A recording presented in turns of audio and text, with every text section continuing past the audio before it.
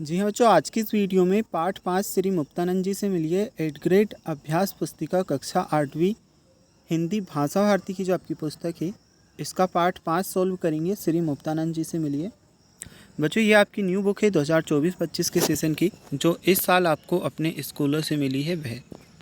अब बच्चों, इसमें जो भी प्रश्न आपको दिए गए हैं सभी प्रश्नों के उत्तर इस वीडियो में आपको बताए जाएंगे। तो बच्चों, सभी प्रश्नों के सही उत्तर हम इस वीडियो में देखने वाले हैं। क्लास 8 हिंदी के लिए आपकी 8th ग्रेड अभ्यास पुस्तिका सॉल्व कर रहे हैं और सबसे पहले इसमें आपको बहुविकल्पी टाइप के प्रश्न दिए हैं, सही उत्तर छांट करके हमें लिखना है। पहले वाली क्वेश्चन में प्रश्न पूछा है, श्री मुक्तानंद जी से मिलिए पाठ किस विधा का है। बच्चों, इसके लिए 4 ऑप्शन दिए गए हैं, संस्मरण, कहानी, व्यंग और रिपोर्टाज। तो बच्चों, यह एक व्यंग है, इसलिए सी वाला जो आपका ऑप्शन है व्यंग, ये आपका सही उत्तर है। अब देखिए, सेकंड क्वेश्चन में हमसे पूछा है अजायब घर का समानार्थी क्या है। इसमें हमें 4 ऑप्शन दिए गए हैं, भोजनालय, ग्रंथालय, संग्रहालय, विद्यालय। बच्चों, इस वाले क्वेश्चन में आपका संग्रहालय सी ऑप्शन सही उत्तर है। अजायब घर का समानार्थी शब्द क्या है, संग्रहालय है। समानार्थी मतलब एक ही जो वस्तु होती है उसके 2 नाम होते हैं, उसे हम समानार्थी कहते हैं। पर्यायवाची और समानार्थी एक ही चीज है। अब देखिए, तीसरा क्वेश्चन आपसे पूछा गया है, मुफ्त का चंदन घिस मेरे नंदन लोकोक्ति इस पाठ में किस पर खरी उतरती है। लेखक पर, मुक्तानंद जी पर, मैनेजर पर या फिर डॉक्टर पर। मुफ्त का चंदन घिस मेरे नंदन लोकोक्ति इस पाठ में किस पर खरी उतरती है। तो बच्चों, उत्तर में आप करोगे मुक्तानंद जी पर। ठीक है, बी ऑप्शन मुक्तानंद जी पर आपका सही उत्तर है। अब जो चौथा क्वेश्चन आपको दिया है, मुफ्त की चीज़ों का मजा किस स्वभाव के लोग ले पाते हैं। ऑप्शन में आपको 4 ऑप्शन दिए गए हैं, संकोची, डरपोक, बहादुर या फिर निसंकोची। सही उत्तर आपका डी वाला ऑप्शन निसंकोची है। मुफ्त की चीज़ों का मजा निसंकोची लोग ले पाते हैं। अब बच्चों, क्वेश्चन नंबर 5 आपको दिया है, मुक्तानंद जी सबको अच्छी तरह परखकर अपना काम बना लेते थे। रेखांकित शब्द के लिए उपयुक्त मुहावरा क्या होगा। ऑप्शन में आपको 4 अलग अलग ऑप्शन दिए गए हैं, मुंह मोड़ना, नब्ज टटोलना, हाथ पांव मारना, आंखें दिखाना। बच्चों, इस क्वेश्चन में सही उत्तर आपका रहेगा नब्ज टटोलना। क्वेश्चन नंबर 5 के बाद में क्वेश्चन नंबर 6 आपको दिया गया है, नीचे दिए गए शब्दों में से उचित शब्द चुनकर के रिक्त स्थानों की पूर्ति हमें करनी है। तो प्रश्न क्रमांक 6 में आपको दिया है, अखबार शब्द का हिंदी मानक शब्द समाचार पत्र है। मुफ्त में चीज़ें पाने के मुफ्तानंद एक सटीक उदाहरण थे।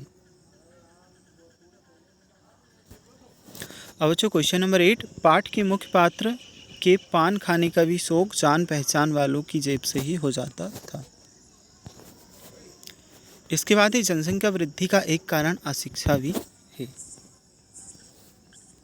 नेक्स्ट है, दिन शब्द का अर्थ दिवस जबकि दिन का अर्थ दैनीय है। तो बच्चों, ये क्वेश्चंस आपके कंप्लीट। चलिए, इसके बाद में अतिलघुत्तरीय टाइप के प्रश्न आपको दिए गए हैं, इन क्वेश्चंस को हम देखते हैं। मुक्तानंद जी अपनी कार्य सिद्धि के लिए किन नीतियों का प्रयोग करते थे। तो जो 11 नंबर की क्वेश्चन में आपका आएगा,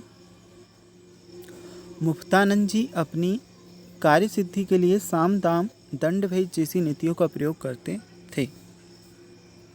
ठीक है, अतिलघुत्तरीय प्रश्न है बच्चों, 1 से 2 लाइन में ही आपको उत्तर देना रहता है। उत्तर में आप लिखोगे, मुक्तानंद जी अपनी कार्य सिद्धि के लिए साम दाम दंड भेद जैसी नीतियों का प्रयोग करते हैं। इहलोक किसे कहते हैं। बच्चों, इस क्वेश्चन के उत्तर में आपका आ जाएगा, इहलोक से तात्पर्य इस संसार या पृथ्वी से है जहां हम वर्तमान में रहते हैं। अब प्रश्न क्रमांक 12 के बाद में है आपका प्रश्न क्रमांक 13। तो बच्चों, इस क्वेश्चन में आप करोगे, एक दिन सुबह ही मेरे घर पर पधारे, बोली भाई जरा कालिदास ग्रंथावली दे दो। इस वाक्य में विराम चिन्हों का प्रयोग करके लिखिए। तो इस क्वेश्चन में आप उत्तर लिखोगे, एक दिन सुबह ही मेरे घर पर पधारे, बोले भाई जरा कालिदास ग्रंथावली दे दो।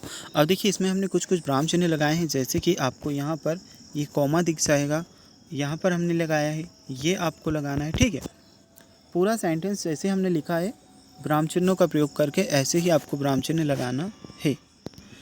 क्वेश्चन नंबर 14 आप देख सकते हैं, मुक्तानंद जी स्कूलों के प्रिंसिपलों और मैनेजर के घरों पर धरना क्यों देते हैं। उत्तर में आप लिखोगे, मुक्तानंद जी स्कूलों के प्रिंसिपलों और मैनेजर के घरों पर धरना इसलिए देते हैं ताकि वे अपने बच्चों की फीस माफ़ करा सकें। तो बच्चों ये रहेगा आपके क्वेश्चन नंबर 14 का उत्तर। इसके बाद में हम देखेंगे आपका अगला प्रश्न, लघुत्तरीय टाइप के प्रश्न। माले मुफ्त दिले बेरहम कहावत के 3 उदाहरण दीजिए। बच्चों 3 उदाहरण आपको देना है क्वेश्चन नंबर 15 में। अब देखिए इस क्वेश्चन के उत्तर में आप लिखोगे, दावत का झूठा निमंत्रण पाकर बीमार होते हुए मुक्तानंद जी का वहां जाने का निर्णय, बाजार में कटी पतंग लूटने के लिए मुक्तानंद जी का बेतहासा दौड़ना, मुफ्त में सिनेमा का फ्री पास पाकर पूरी रात खराब सिनेमा देखने के लिए तैयार होना।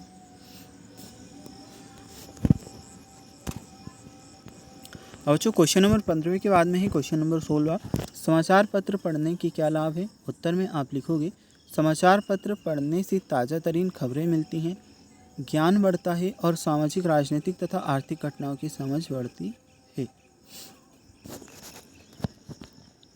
इसके बाद में है मुक्तानंद जी मांगकर लाई गई पुस्तकों को अलमारी में बंद करके क्यों रखते हैं।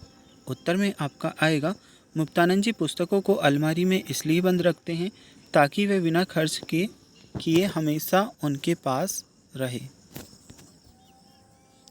तो ये आपका 17वें प्रश्न का उत्तर। चलिए अब क्वेश्चन नंबर 18 हम देखते हैं।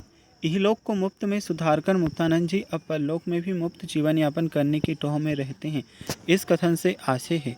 इसका उत्तर आप लिखोगे, इसका मतलब है कि मुक्तानंद जी इस जीवन में सब कुछ मुफ्त पाने की कोशिश करते हैं और मरने के बाद भी स्वर्ग मुफ्त में पाना चाहते हैं।